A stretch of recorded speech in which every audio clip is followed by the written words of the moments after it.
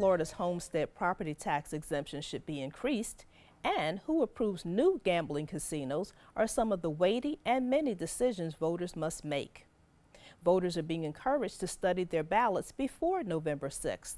With 12 proposed constitutional amendments and some local additions, you want to know what's going on before you enter the booth. I'm Renee James Gilmore, and joining us today on Black Almanac, Commissioner Shelley Freeland Eddy and Edward James III, political strategist.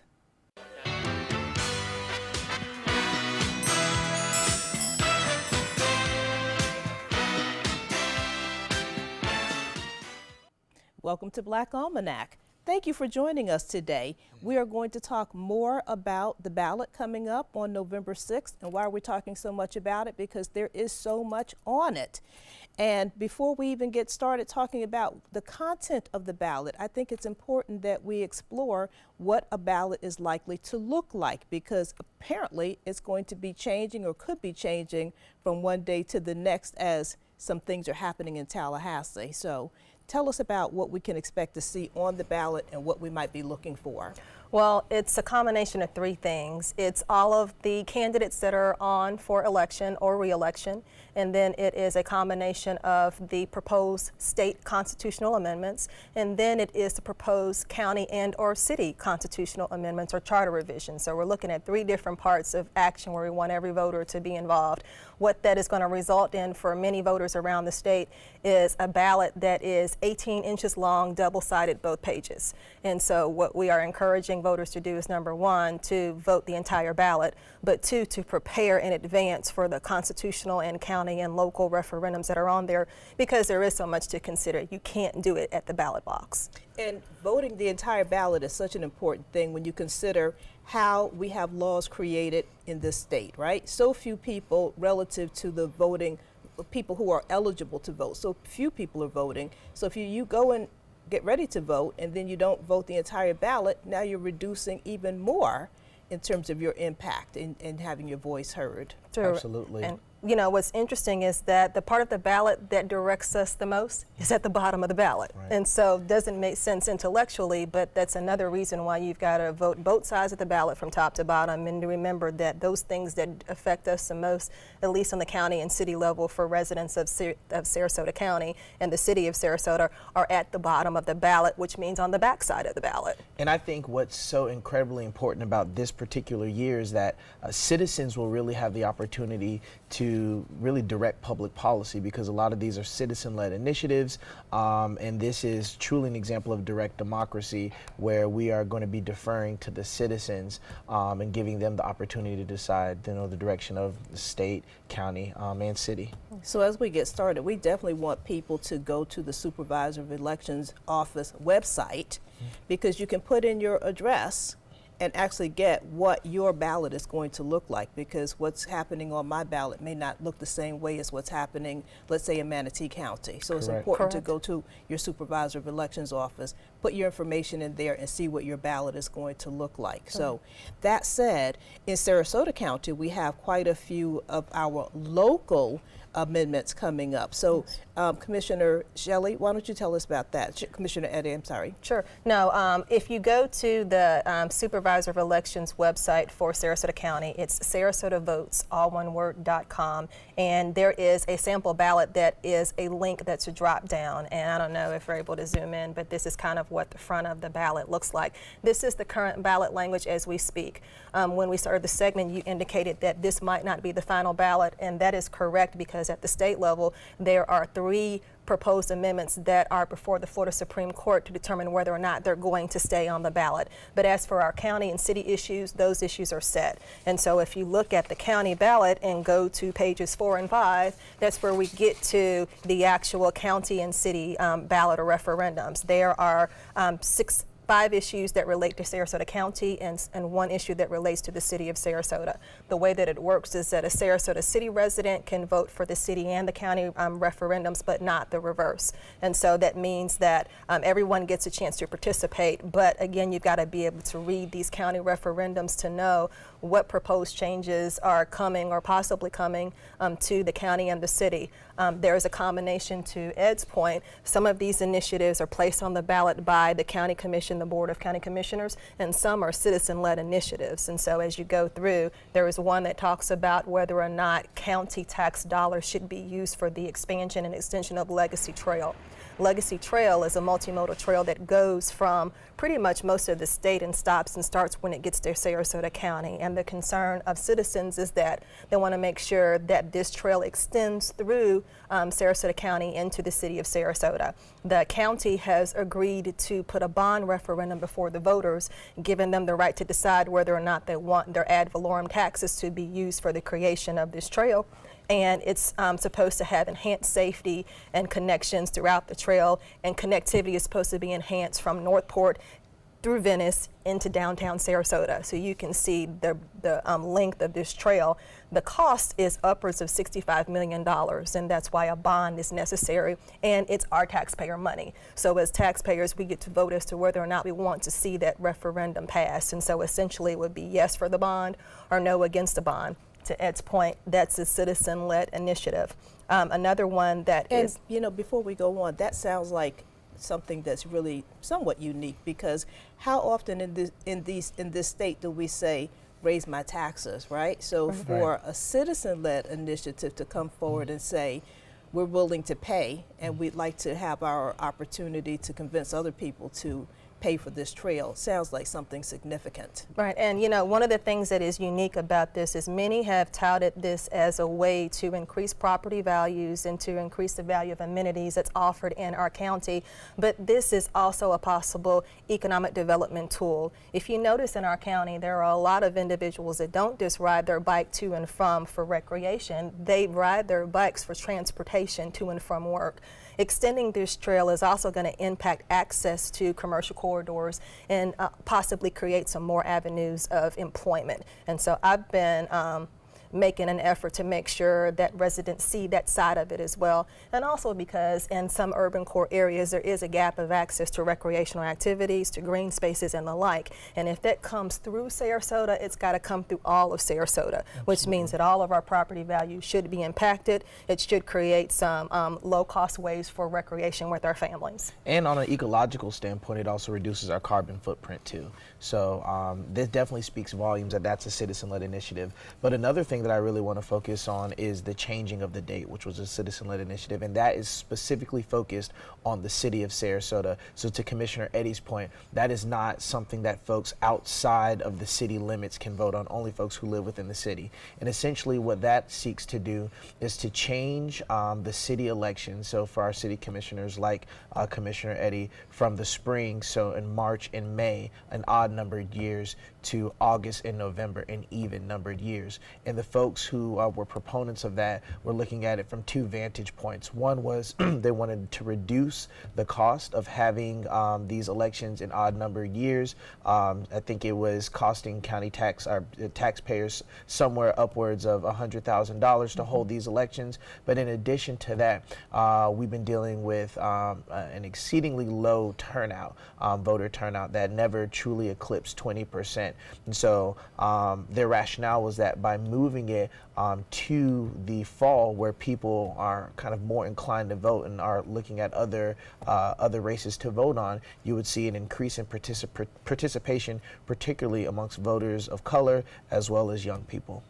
And you have been all over the state involved with campaigns. You've been all over the state involved with amendments being put onto the Constitution and local amendments.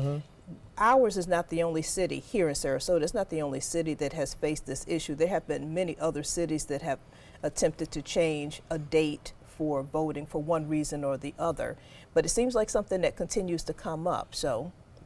Absolutely. I know the city of Gainesville has been tasked with that before. I know the city of Bradenton has also looked at that. And this particular initiative is interesting because it has support by people who would seemingly be on opposite ends of the spectrum. So it has support from the NAACP, the ACLU, but also the Sarasota County Chamber of Commerce, the Argus Foundation, the Minnesota Young Democrats, as well as the Black Democratic Caucus in Sarasota and Manatee County. So it has support of people kind of from both sides of the aisle, but it seems to be that it's people who truly believe and giving citizens opportunity to decide the trajectory of their democracy. Well, that's where most people want to be, right? Having some control over their own destinies, particularly given where we live. Right, and you know, there is opposition from some that say that it could politicize, you know, nonpartisan races, and you know, the concern is that if you can increase access to the ballot, then you can increase the efforts in terms of educating voters as to candidates, as to issues, and as to policies that affect communities directly. And so I have faith in our voters that if they are educated and given the opportunity to decide and weigh in, that they will become more active, that access to the ballot will increase voter participation, and that it will encourage candidates to run, and it will encourage communities to be able to embrace those that might be newer elected officials in terms of taking part in our political process.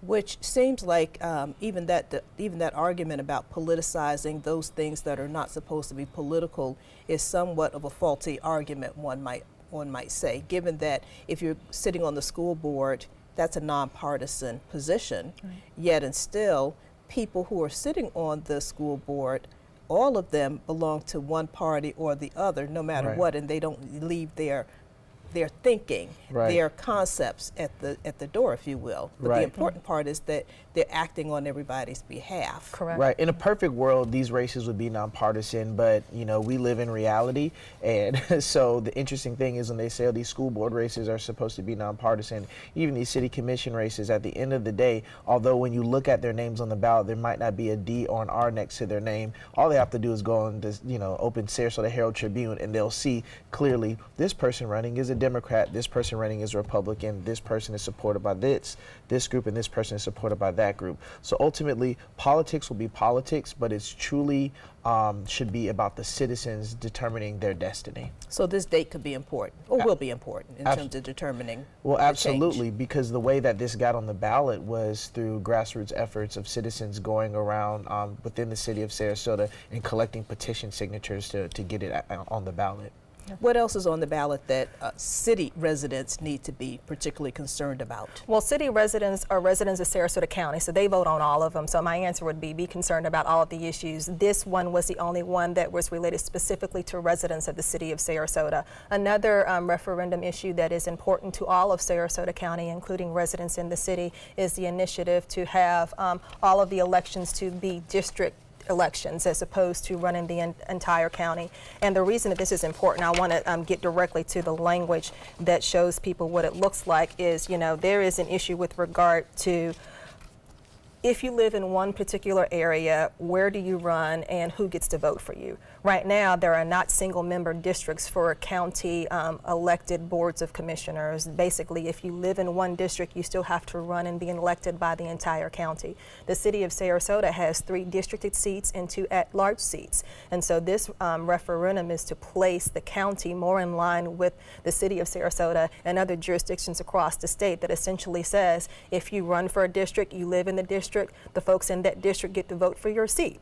It seems to make sense, but that's not the way that we do it here in the county. I know that Ed will talk about, you know, one of the areas that we know to be true is that in the previous county, you know, race, the individual who won District 1 did not win the entire district and ended up not being elected as our county commissioner. And it's part of this process that prevents that from happening. The reason that it's important is that there is a consensus that if you live in the district, that you have more of an understanding and familiarity with the issues that are facing that district, and it would make sense that you want someone that has a closer connection to that district to represent you.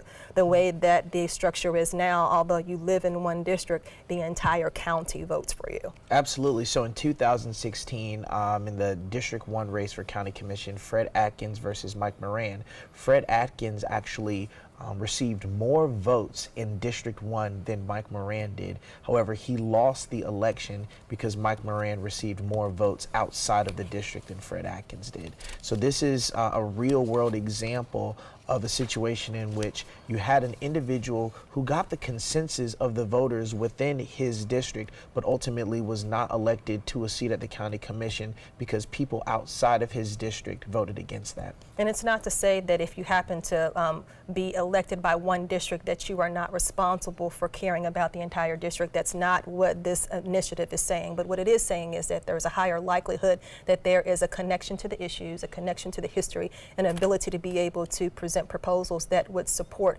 what members of that district who live in the district want.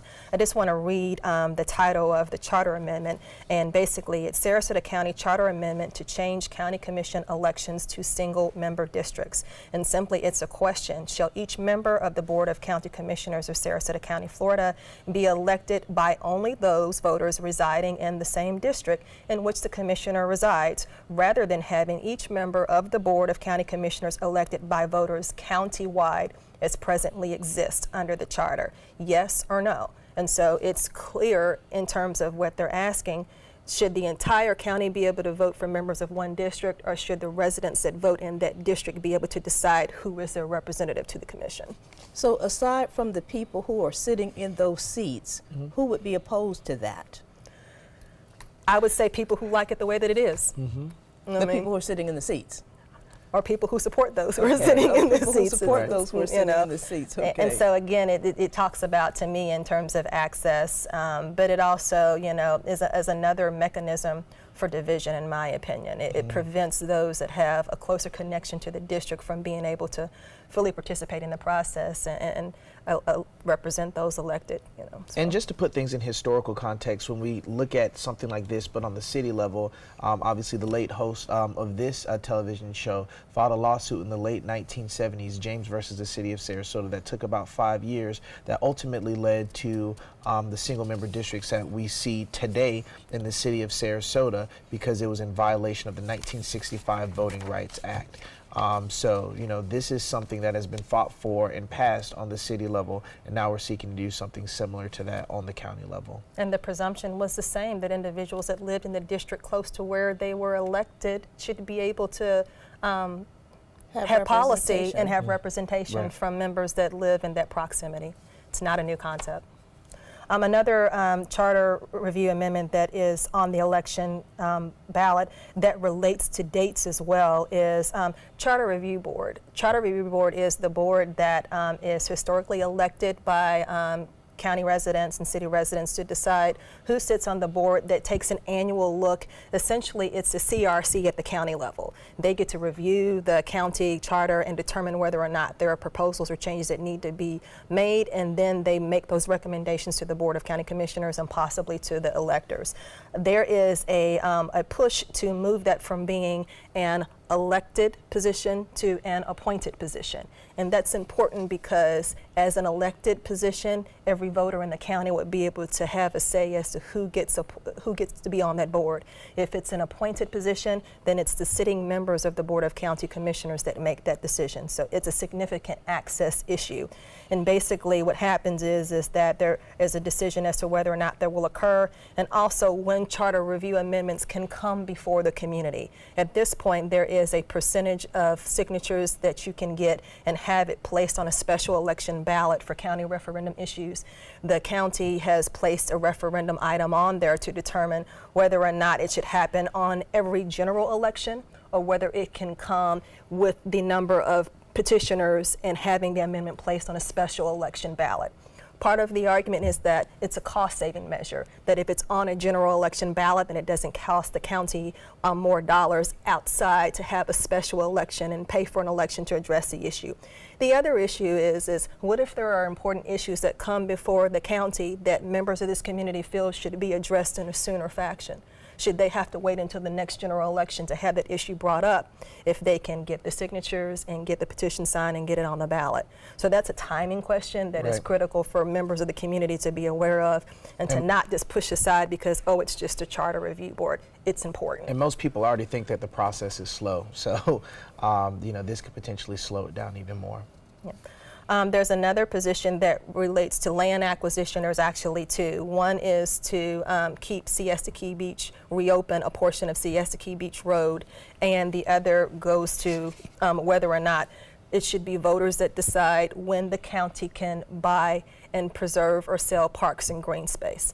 It's kind of an extension of the individuals who support the extension of Legacy Trail from a green space environmental standpoint, but there is a question as to what are decisions that the Board of County Commissioners should be making and what are decisions that must always come before the individual voters. And so as for Beach Road, there's a significant portion that believes that green space should remain open access by bike, by car, and by pedestrian.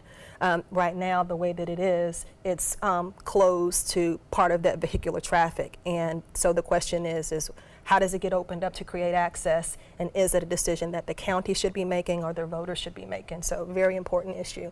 So those are 3 additional ones that are on the county ballot, but affect all residents of the city of Sarasota as well. And it sounds like this is having direct impact in terms of citizens really being able to take more control over decisions that are being made about the place they live. Right, and there's 2 parts of the amendment. One is that should it be reopened as a public right-of-way, and 2 is will it ever to say to the county you can never vacate this public access anymore. And so again, it goes to policy as to who should be making decisions, and then it goes to green space as well. So 2 very important issues.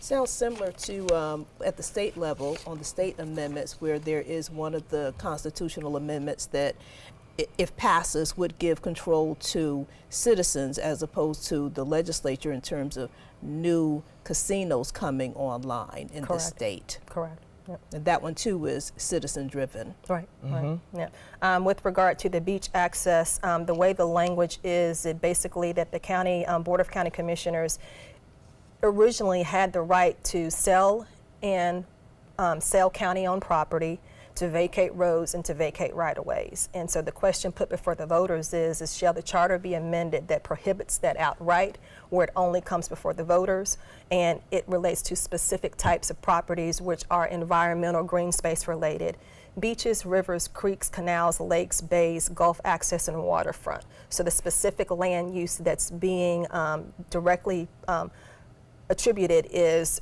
green space, beaches, and waterways. But I would caution that as we look at these amendments, the voter has to determine, is it a slippery slope for further types of acquisitions and waterways? And what do you mean by that? Well, I mean, if you say that you can't do it over here, then what stops a different type of land use from saying, well, we don't want you doing it over here, and we don't want you doing it over here, and what have you elected your officials to do? These are administrative functions that happen at the county level.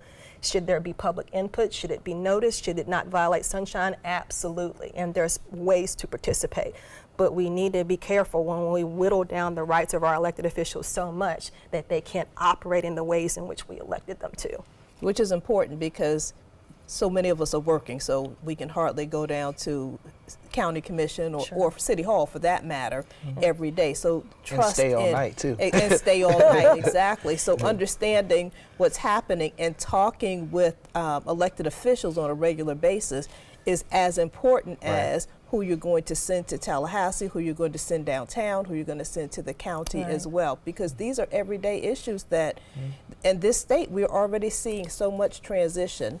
Many of us have seen a lot of change. Absolutely. I talk to people all the time who say, oh, I came in 1980 and imagine the change that I've seen. Well, imagine those folks like Dr. James who was here, decades ago, the kind of change. So, and it's rapid change now, even more so. Yeah, and it's not to say that, government doesn't want local involvement. It's exactly the opposite. And so these are the types of language that policies have to be addressed to determine what is the correct balance between when the board can take action and when citizens are able to step in and say, this is best for our community. This kind of destroys the character that we have come to know for what our community has looked like.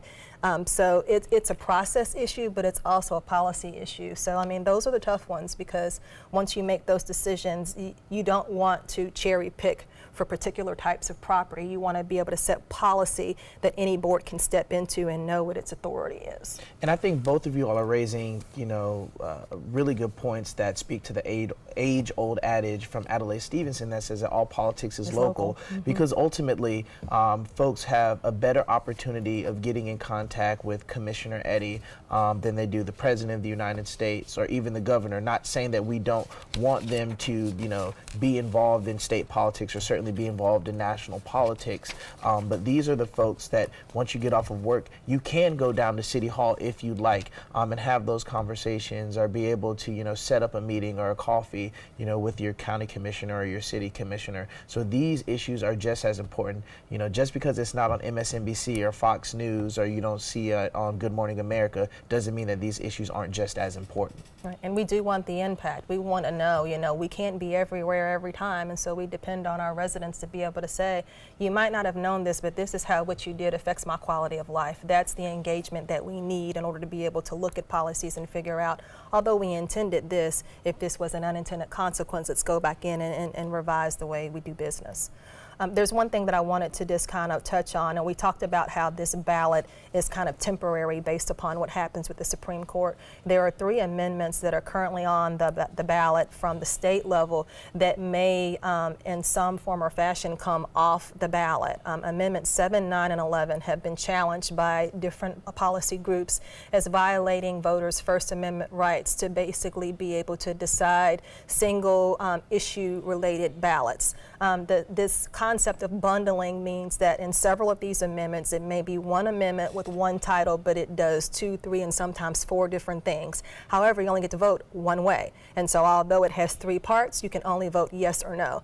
The community that has challenged these particular amendments has said, Supreme Court, you're violating my right to free access to vote as to every issue because you've lumped these issues into one proposal, but I only get one vote even though you're trying to do 4 things.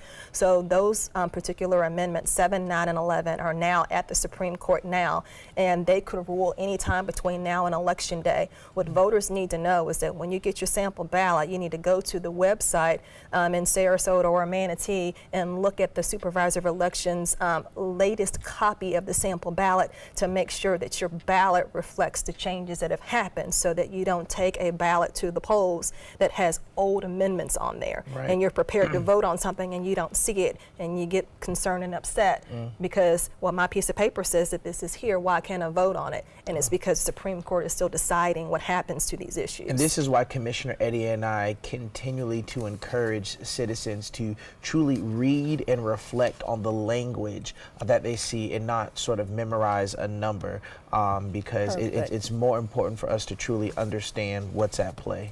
So before we close, can you all give us some websites that citizens may want to go to take a quick look at any point in time what might be on the ballot?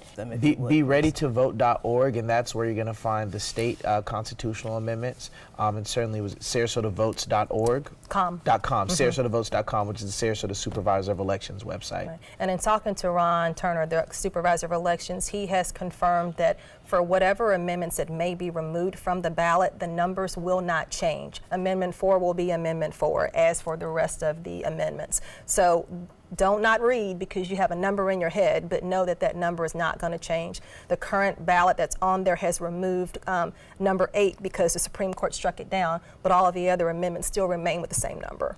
Thank you. Thank you both for joining us today. And we will make sure that you go to your Supervisor of Elections website, check your address so that you can pull up a ballot before you go to cast your vote. For Black Almanac, I'm Renee James Gilmore, and thank you for joining us, Suncoast. What do you get when you cross your tired, aching back with this fragile egg? The Egg Sitter Cushion, an amazing new flex cushion that supports your backside and spine so well you can sit on an egg without breaking it. Incredible! You want me to sit on this egg? Okay. Can't believe I'm doing this. I don't even feel it. It didn't even break? Oh, I was wondering about that. Now that's a good cushion. The honeycomb design is constructed of Elasticor that absorbs pressure points by collapsing in on itself. That's why even this egg won't break under direct pressure. Now long days at the office will be more comfortable, dinner more enjoyable, and painful car rides a thing of the past. Get your Egg Sitter Support Cushion for just $39.99. It comes with a free non-slip washable cover and our 10-year comfort guarantee. But wait, call right now and you can get a second cushion. Just pay separate fee. Call now.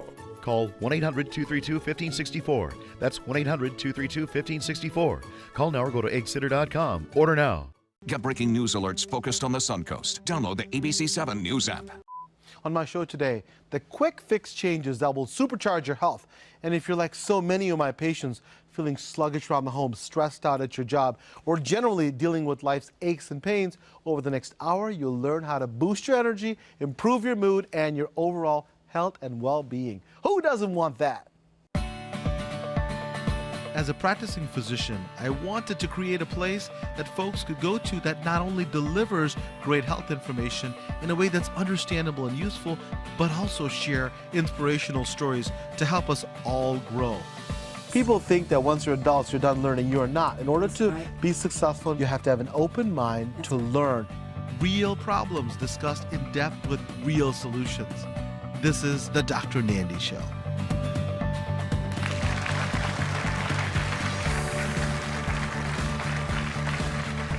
Great to have you here, everybody. And what a packed show we have for you today. We're going to make you feel healthier, happier, and stronger so you're ready to fight off whatever the world throws at you. You know, we can all feel it. We're living in an age of anxiety. And as a physician, I know only too well what that means. Over time, increased stress can damage our blood vessels, leading to heart attacks and strokes. So making small changes now in the way we live our lives will pay off in later life. And who says healthy living has to be boring? Not me. When we come back, we're going to be put in our places by feng shui expert Ivy Ellerby. She believes if we had a place for everything and everything in its place, we'd have fewer health problems. That's next. So physical clutter is the stuff that we're all aware of. That's the stacks in your home. Oh, yeah. That's that junk drawer in the kitchen that no one really wants to talk about. You've been to my house, haven't you? Oh, it's in my house too, right? That's something I struggle with.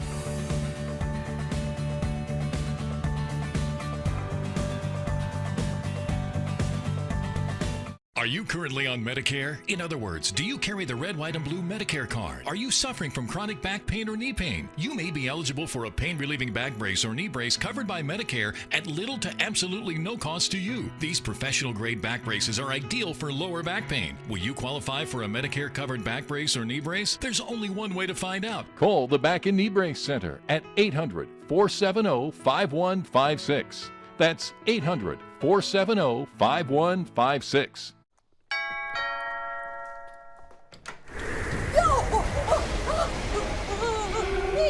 It can't be. I'm not ready. I do spin class. What? The refrigerator? Oh, come on. Do you know how much this cost me? This is killing me. Let me rephrase that. Your refrigerator, air conditioner, water heater will all die sometime. When they do, your homeowner's insurance won't cover them. Be sure your budget's protected with an American Home Shield home warranty. We help cover the cost to repair or replace components of your systems and appliances, no matter their age. Limitations and exclusions apply. Home systems and appliances will eventually die. Count on American Home Shield to get you back up and running. Oh, the air conditioner too? Be sure your budget's protected. For free information, call 1-800-975-1067. That's 1-800-975-1067. Be sure with the Shield. American Home Shield. Are you getting the most out of your Medicare plan? Are you sure? Many people with Medicare are eligible for plans that include extra benefits in addition to those found in original Medicare.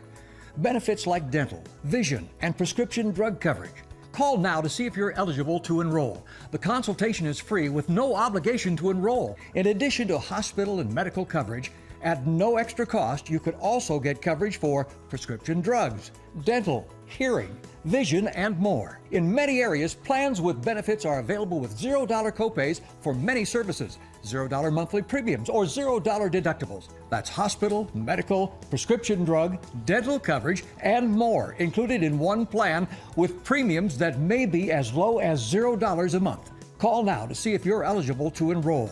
The consultation is free and there's no obligation to enroll. Call 1-800-370-7232. That's 1-800-370-7232.